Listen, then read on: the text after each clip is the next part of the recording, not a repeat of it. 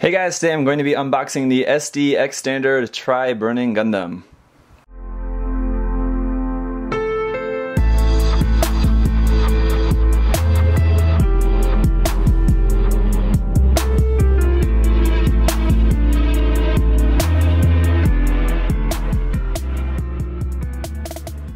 Now, as I've said before and on many occasions, the Tri-Burning Gundam is my favorite of the three, the Build Burning, the Tri-Burning, and the Kamiki Burning, so I'm glad that Bandai chose this one as the one they were going to make into the SDX Standard kit.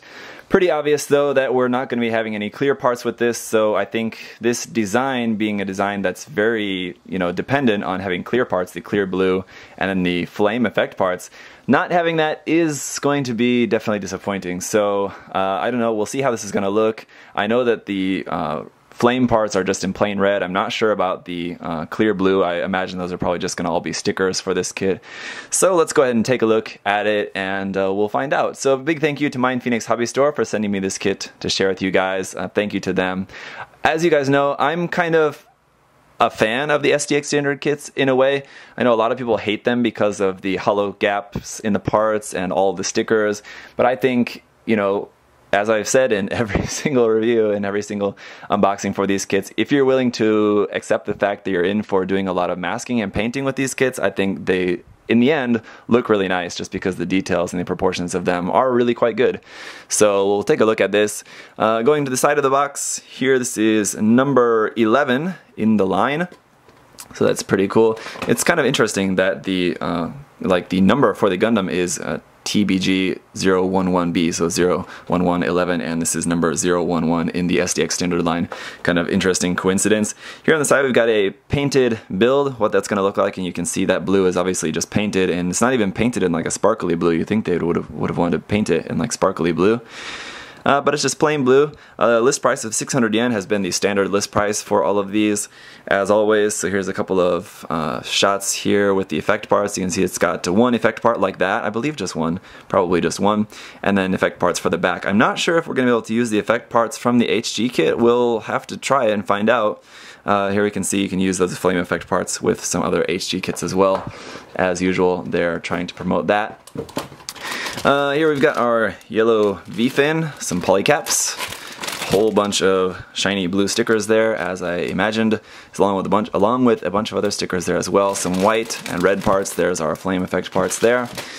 And then our manual. Now the manual is just typical SDX Standard style. We've got a nice big reference photo here on the front. Comes in handy when you're going to be painting these kits. You've got a nice big image there to refer to. On the back, here's a look at our Frankenstein Weapons for this kit. Basically, what you're able to do is just kind of combine the flame effect parts to make a super flame effect part. That's kind of it, not really the most exciting thing. On the inside, we're going to have a bunch of shots, basically on the same stuff we saw on the outside of the box. That's kind of cool. You can form the things to make like a flaming S there. What was that, like the Conan O'Brien skit where he was turned into a comic book superhero, where he was like the Flaming C, I think it was called. Here we have the flaming S, here's the big flaming C. Anyway, Conan O'Brien reference there. Some more large images here. Again, great for reference when you're going to be painting the kit. You can see just some examples of what the kit can do. One thing that's nice about the X Standard kits is how they can point their foot very far down. I think in this particular kit that's going to be very coming in handy with the ability to point that foot basically like straight down and then attaching this flame effect part. I think it's going to look really good. So we'll see in the review if it's able to do that with much effectiveness. There's a painting guide down here at the bottom.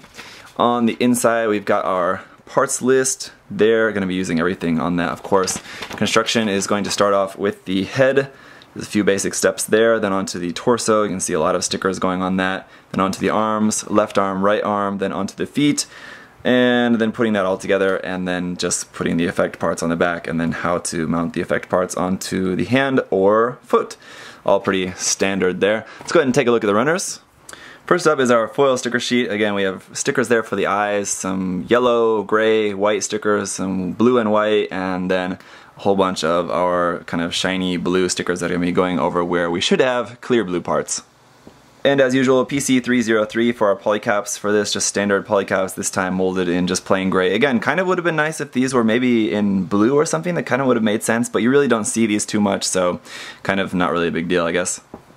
Runner A, obviously our white runner here with parts for the arms, legs, hands, the head, the waist. One thing that's nice about this kit that we haven't seen on any other SDX standard kits is that it has open hands. So the fact that this kit doesn't have any weapons does mean that we are going to have some more kind of interesting stuff for this. So I think those open hands are going to look really, really nice.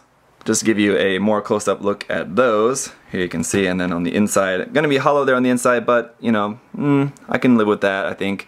The runner for this, the marking is going to be SDEX Running Gundam. B runner here in yellow is just our V-fin. I like the V-fin for this Gundam. That's one thing I also quite like about this. Nice shape. And then runner C is obviously molded here in red. We have the parts for the eyes, the feet, the shoulders, the torso, and then our flame effect parts. So nicely molded. Yeah, would have been nice if those were clear, but shouldn't really expect that with an SDX standard kit. So that's going to be it for unboxing the SDX standard Tri-Burning Gundam. Going to be a quick and simple fun build, as these kits always are. And then I'll have this review out for you guys very soon. Thank you so much for watching this unboxing. Hope that's been helpful or interesting for you guys. For those of you who absolutely hate the SDX standard line, I would say, you know, give one a try. Maybe this one or a different one. At least try one. They're cheap. You know, you may end up liking them. So thanks for watching again. And if you have any other questions or comments, leave those down below. Otherwise, see you guys in the review. Bye-bye.